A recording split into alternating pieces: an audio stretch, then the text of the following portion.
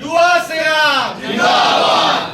देशातल्या युवकांचा अपमान करणाऱ्या देशातल्या युवकांचा अपमान करणाऱ्या संजय राऊतचा मुर्दाबाद मुर्दाबाद मुर्दाबाद मुर्दाबाद माफी मांगो माफी मांगो माफी मांगो संजय राउत माफी मांगो युवा से जो टकराएगा मिट्टी में मिल जाएगा मिट्टी में मिल जाएगा मुर्दाबाद मुर्दाबाद संजय राउत मुर्दाबाद मुर्दाबाद मुर्दाबाद संजय राउत मुर्दाबाद मिट्टी में मिल जाएगा युवा से जो टकराएगा मिट्टी में मिल जाएगा नीट का मुद्दा कड़वा है संजय राउत बड़वा है बढ़िया सुरू सर संजय राऊतांनी एक ट्विट केलं होतं. त्या ट्विटमध्ये युवकांचा अपमान झालेला आहे. या विरोधात युवासेना आक्रमक झालेली आहे. काय नेमकी युवासेनेची पुढची भूमिका असणार? काल रात्रीच उबाटाचे खासदार संजय राऊत यांनी एक ट्विट केला होता आणि त्यांच्या ट्विटमध्ये त्यांनी भारताचा प्रत्येक युवक हा भरकटलेला आहे, मंद झालेला आहे, अशी टीका त्यांनी भारताच्या युवकांवर केलेली आहे. मी खऱ्या अर्थानं आपल्याला सांगतो, भारताचा युवक हा भरकटलेला नाहीये किंवा भारताचा युवक हा मंद नाही, तर सन्माननीय संजयजी राऊत हे भरकटलेले आहेत, हे मंद आहेत आणि कदाचित त्यांच्या पक्षाच्या युवा नेत्यांवरचा जो राग आहे किंवा जो दोष आहे ते संपूर्ण महाराष्ट्राच्या युवकांवर किंवा देशाच्या युवकांवर ते आरोप करतायत.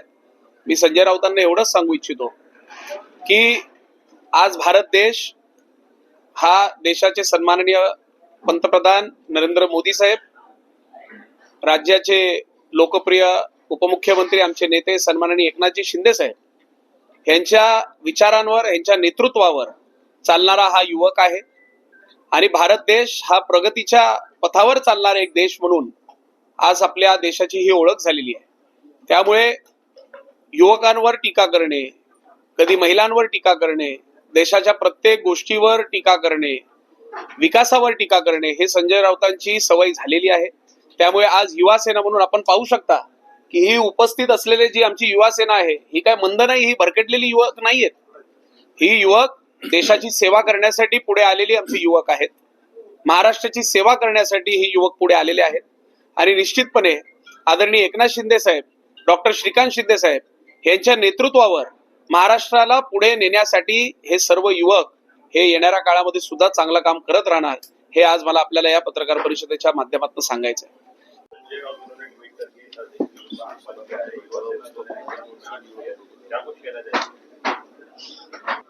संजय राउत इन्होंने कल रात में एक ट्वीट किया जिसमें उन्होंने कहा कि है उसे जैसे मराठी में मंद शब्द है तो पागल, ऐसा वर्णन उन्होंने युवाओं पर आरोप लगाया है. मैं यही कहना चाहता हूँ, ये ट्वीट करना चाहते हैं कि युवा, देश का युवा पागल नहीं है बल्कि संजय राउत ये खुद पागल है, ऐसा युवा सेना आज यहाँ पर कह रही है. और मैं आपको कहता हूँ कि जो वो गुस्सा कहीं ना कहीं उनके पार्टी के जो युवा नेता है, उनके पार्टी के युवा नेता का गुस्सा उन्होंने आज देश के युवाओं पर, उन्होंने इसे यही कहना चाहता हूँ कि आपके पार्टी के आपस के झगड़े जिसकी भावना आप आपके नेतृत्व तक पहुंचा नहीं सकते, व्यक्त नहीं कर सकते, तो आप ये ट्वीट के माध्यम से हमारे देश के युवाओं को इसमें खींच रहे हो. तो मैं संजय के माध्यम से विनती करता हूं कि जिस प्रकार से आपने ट्वीट कर देश के युवाओं का अपमान किया है, हमारे महाराष्ट्र के युवाओं का अपमान किया है, आप ट्वीट नहीं बल्कि कैमरा के सामने आके महाराष्ट्र और इस देश के युवाओं को युवा सेना के माध्यम से मांगे. देखिए, माफी तो उनको मांगनी पड़ेगी क्योंकि आज ये युवा सेना है, वो पहले तो उनसे विनंती की भाषा पे बात कर रहा है. अगर उन्होंने हमारी विनंती नाही तर माफी मागितलीच पाहिजे.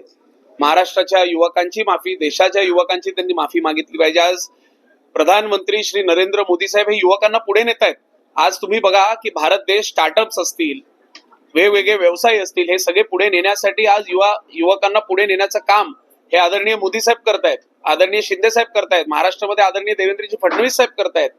परंतु संजय राऊत वारंवार अशा टीका करून युवकांचं कुठेतरी प्रोत्साहन कमी करण्याचं काम हे ते करतायत.